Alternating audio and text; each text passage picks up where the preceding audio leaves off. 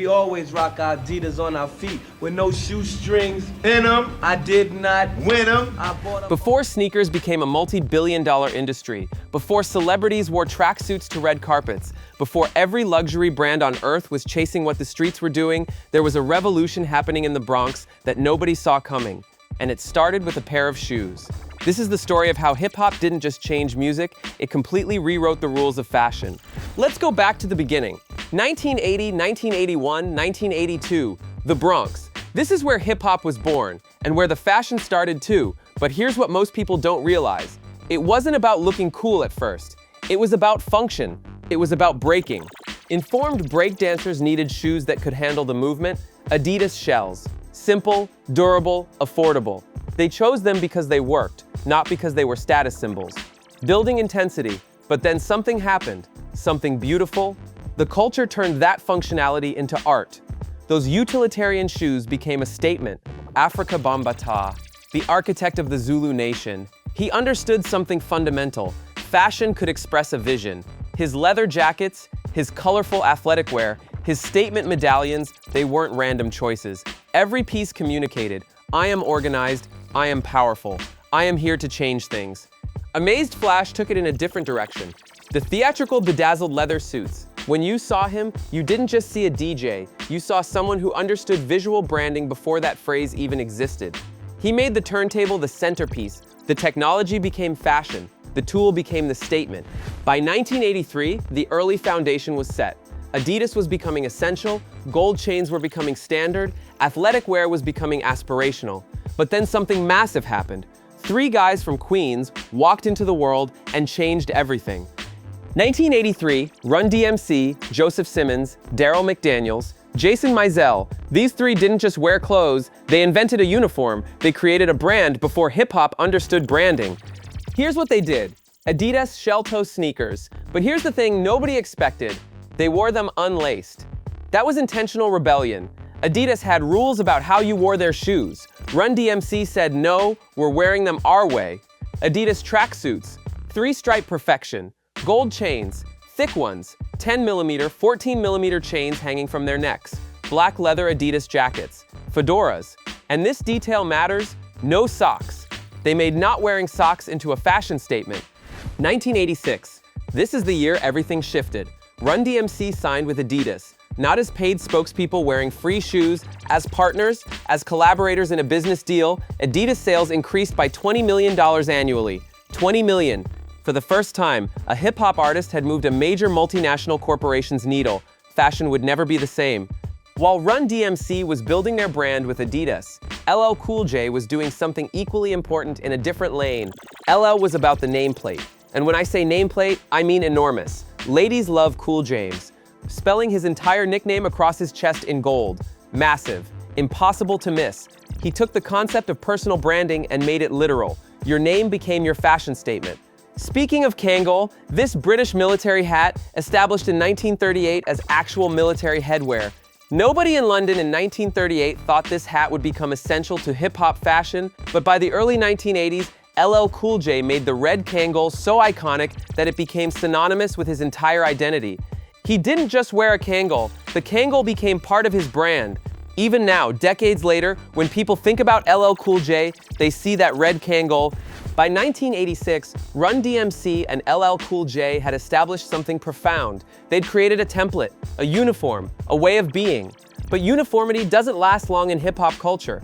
Artists are individualists. So as the late 1980s arrived, the next generation started breaking the mold. They took the foundation and made it personal.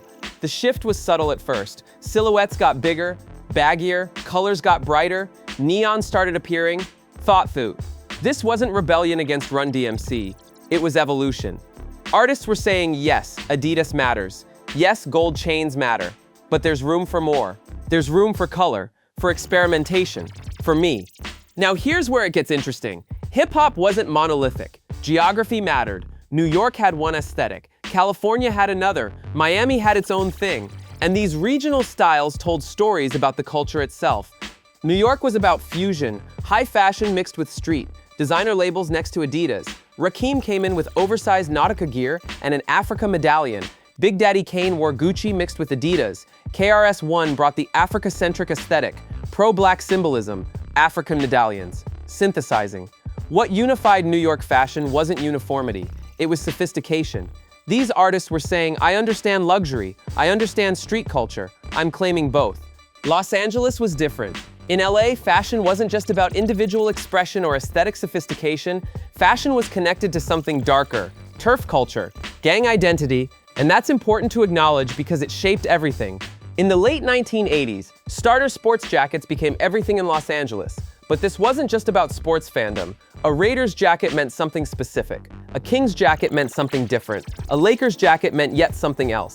The colors communicated where you were from, what crew you represented. What started as athletic wear became a visual language for territory and identity. N.W.A. emerged from Compton with their own language. Eazy-E, Dr. Dre, Ice Cube, MC Ren, DJ Yella. They wore starter jackets, khakis, Timberland boots, Raiders gear, not because they were following a fashion trend, because they were documenting their reality. Fashion and culture weren't separate, they were the same thing.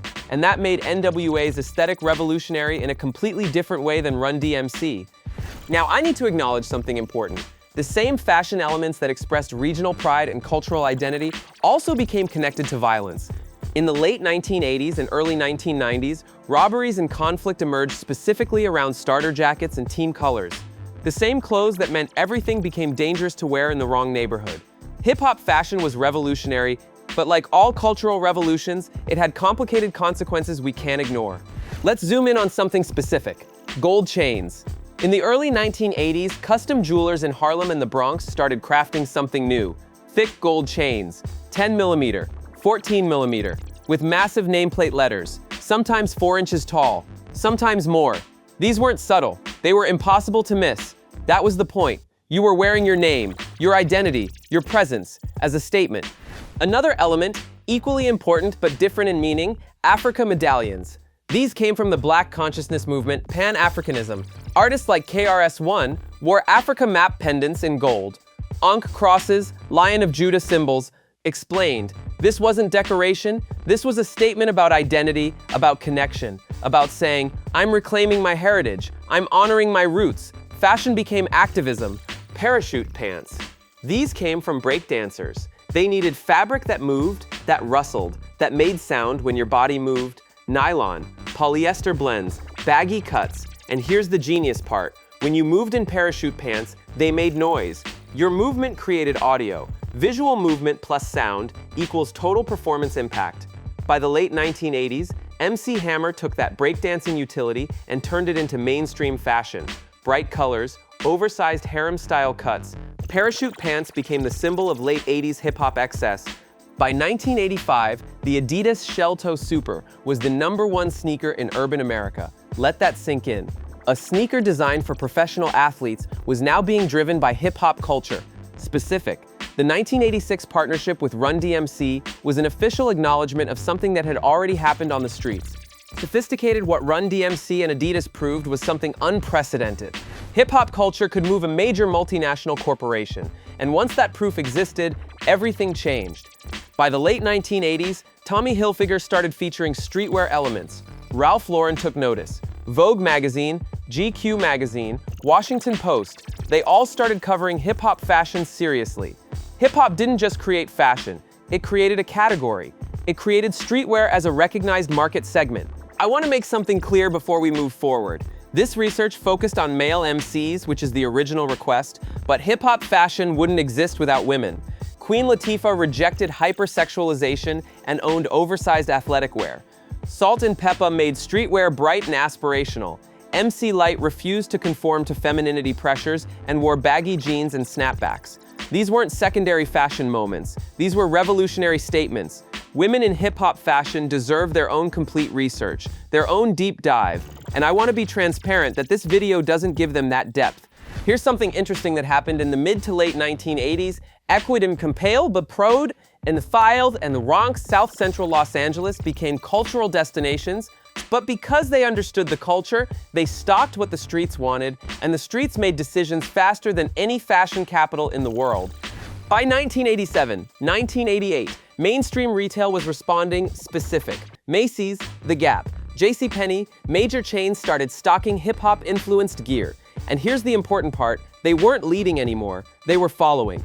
The culture had shifted power. Fashion executives in New York were no longer dictating what America wore. Kids in the Bronx were, kids in Compton, kids in South Central.